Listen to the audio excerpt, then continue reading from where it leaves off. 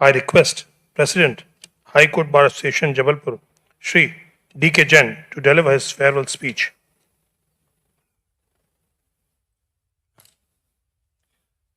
माननीय मुख्य न्यायाधिपति श्री रविमल भट्ट जी, मध्य प्रदेश उच्च न्यायालय, माननीय न्यायाधिपति श्री राजमोहन सिंह जी एवं सभी श्री माननीय न्यायाधिपतिगण मध्य प्रदेश उच्च न्यायालय, माननीय महाधिवक्ता श्री प्रशांत सिंह जी, माननीय डिप्टी सॉलिसिटर जनरल भारत सरकार श्री पुरुषोत्तम कौरव जी, माननीय पवन पाठक जी, अध्यक्ष मध्य प्रदेश उच्च न्यायालय अधिवक्ता संघ ग्वालियर, माननीय आदित्य अधिकारी जी, सचिव सीनियर एडवोकेट्स काउंसिल, माननीय अनिल खरे जी, अध्यक्ष Madhya Pradesh high courts bar association, माननीय मैडम मुख्य न्यायाधिपति, माननीय न्यायाधिपति गणों के सभी परिजन एवं मध्य प्रदेश हाई कोर्ट की रजिस्ट्री के सभी सदस्यगण एवं मध्य प्रदेश उच्च न्यायालय के सभी माननीय सदस्यगणों को मेरा सादर नमस्कार। मध्य प्रदेश उच्च न्यायालय के इस महान गौरवशाली न्यायालय में आप सभी माननीय न्यायमूर्ति गणों के समक्ष मध्य प्रदेश उच्च न्यायालय अधिवक्ता संघ जबलपुर के अध्यक्ष के रूप में यह मेरा प्रथम उद्घोषण है। अतः मेरे द्वारा अपने भावों की अभिव्यक्ति के दौरान अगर मुझसे कोई भूल हो, यदि मेरे भावों से आप सभी माननीय न्यायाधीश गणों को कोई ठेस पहुंचे, तो इसके लिए मैं पूर्व से ही क्षमा प्रार्थना करता हूं, क्योंकि आप न्यायमूर्तिगण दया और क्षमा की मूर्ति हुआ करते हैं, ऐसे हमें बताया जाता है। माननीय मुख्य न्यायाधिपति महोदय, आप अपने परिवार में तीसरी पीढ़ी के न्यायाधीश हैं, अतः आप में न्यायपालिका एवं न्याय के प्रति गहरी समझ होना स्वाभाविक है। परंतु मैं अपने परिवार में पहली पीढ़ी का वकील हूं और वकालत भी ज्यादातर समय जिला न्यायालय में ही की है। अच्छा, अतः मुझे कानूनों के संबंध में ज्यादा ज्ञान तो नहीं है, परंतु न्यायपालिका के प्रति आस्था एवं सम्मान मेरे हृदय एवं मस्तिष्क के कोने कोने में व्याप्त है। मैं जानता हूं कि न्यायालयों की स्थापना न्यायाधीश गणों एवं अधिवक्ता गणों के व्यक्तिगत हितों की खातिर नहीं की गई है। ये न्यायालय आम जनता को न्याय प्रदान करने के लिए स्थापित किए गए हैं। न्यायालय का मूल उद्देश्य भारत के प्रजातंत्र की आत्मा हमारे श्रेष्ठ संविधान की रक्षा करने हेतु एवं देश और प्रदेश की जनता को न्याय प्रदान हेतु की गई है। अतः सभी माननीय न्यायाधीशगण एवं अधिवक्तागणों का यह कर्तव्य है कि देखें कि देश और प्रदेश की आम जनता को न्याय प्राप्त हो भी रहा है अथवा नहीं। माननीय न्यायाधीशगणों एवं अधिवक्तागणों की कार्यप्रणाली से आम जनता में न्याय मिलने में यदि कोई प्रतिकूलता होती है तो उसमें सुधार आवश्यक है। इस संबंध में मैं दो पंक्तियां कहना चाहता हूं। न्यायाधीश और अधिवक्ता संविधान के मानस पुत्र, संविधान की रक्षा करना हम सबका है धर्म पवित्र।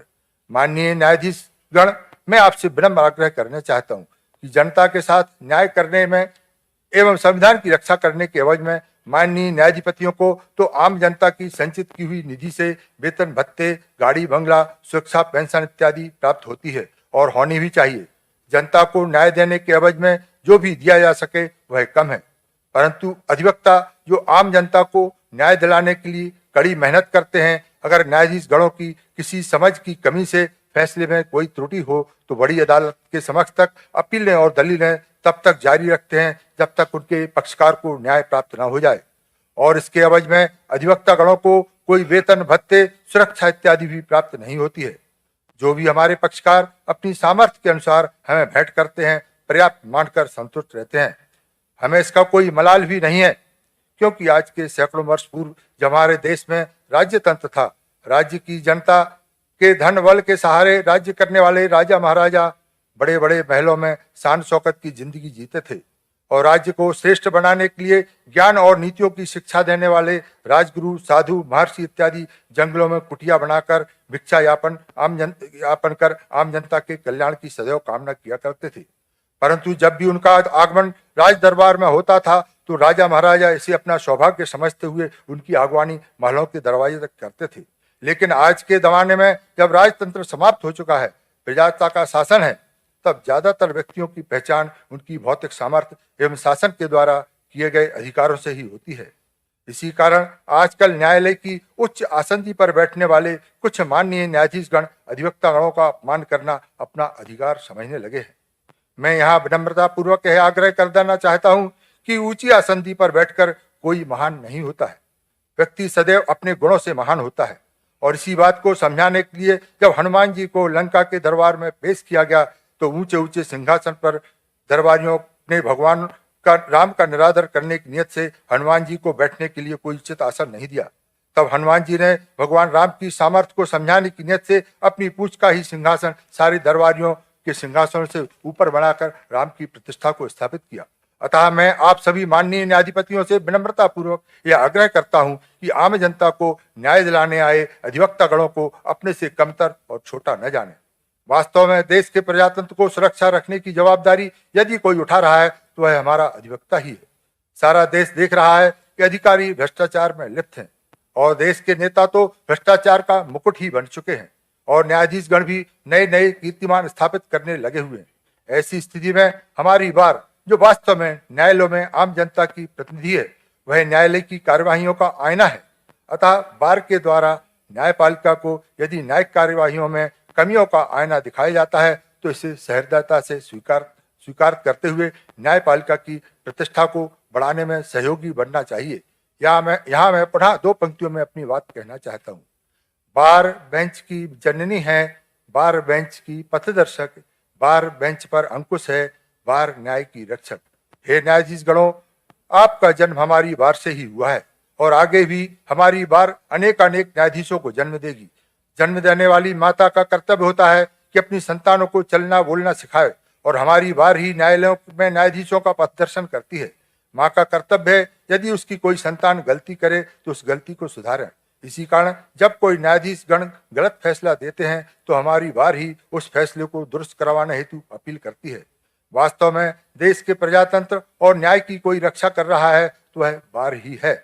इसलिए मैं इस महान न्यायिक आसंदी के सामने खड़े होकर अपनी इस महान बार की ओर से देश के सभी न्यायालयों में ऊंची ऊंची आसंदियों पर बैठे माननीय न्यायाधीश गणों से यह करबद्ध आग्रह करता हूं कि वे अपने न्यायालयों में आम जनता के लिए न्याय मांगने आने वाले अधिवक्ता गणों का अपमान करने की भूल न करें। उनके द्वारा किया जाने वाला अमर्यादित आचरण सिर्फ किसी अधिवक्ता का ही नहीं अपितु समूचे न्यायालय का अपमान होने से असहनीय एवं निंदनीय है। माननीय मुख्य न्यायाधिपति महोदय, मैं अपने मध्य प्रदेश उच्च न्यायालय के मुख्य न्यायाधिपति के कार्यकाल में प्रदेश की न्याय व्यवस्था को सुधारने के लिए अथक प्रयास किए हैं।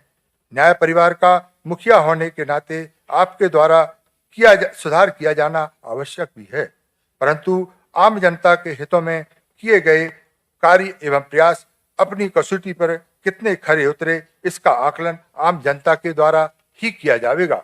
अतः न्यायालय में आम जनता का प्रतिनिधित्व करने वाली बार ही की अभिव्यक्ति इस संबंध में महत्वपूर्ण होती है। मैं अभी कुछ दिन पूर्व ही मध्य प्रदेश उच्च न्यायालय अधिवक्ता संघ का अध्यक्ष पदासीन हुआ हूँ। मैं नहीं जानता कि हमारे पूर्व अध्यक्ष ने आपके द्वारा किए गए न्यायिक सुधारों के परिणामों के संबंध में आपको कुछ बताया भी है या नहीं, क्योंकि हम देख रहे हैं हमारे चुने हुए अधिवक्ता प्रतिनिधि महत्वपूर्ण पदों पर वर्चस्व स्थापित करने के लिए पूरे जोर शोर से लगे हुए हैं। मैं मां सरस्वती से प्रार्थना करता हूं कि हमारे अधिवक्ता प्रतिनिधियों की बुद्धि में विशेष रूप से विराजमान हो सके ताकि वे अपने व्यक्तिगत हितों को त्याग कर आम जनता एवं आम अधिवक्ता गणों के हितों की रक्षा करें। माननीय मुख्य न्यायाधिपति महोदय, आपने जो भी क्रांतिकारी सुधार किए हैं हमारी न्याय प्रणाली में किए हैं, इन सब के परिणाम को आप तक पहुंचाने की जवाबदेही मध्य प्रदेश उच्च न्यायालय अधिवक्ता संघ के सदस्यों के द्वारा मुझे प्रदान की गई है।